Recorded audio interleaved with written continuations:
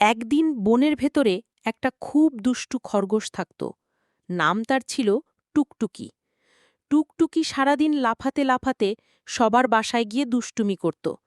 কখনো বাদরের কলা লুকিয়ে রাখে, কখনো হরিণের জুতোতে ঘাস ভরে দেয়, আবার কখনো কাঠবিড়ালির লেজে ফুল বেঁধে দেয়। সবাই খুব রাগী হয়ে বলল, আজকে টুকটুকিকে ধরা চাই।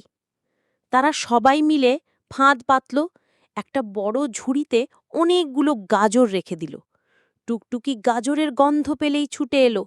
সে খুশি হয়ে বলল, আহা, এত গাজর, নিশ্চয়ই স্বপ্ন দেখছি, বলেই ঝপ করে ঝুড়ির ভেতরে ঢুকে পড়ল। সঙ্গে সঙ্গে ঝুড়ি ঢাকনা পড়ে গেল।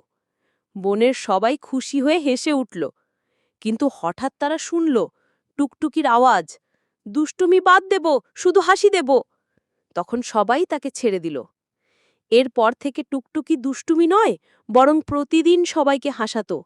আর বন ভরে গেল টুকটুকির কৌতুক আর খিলখিল হাসিতে।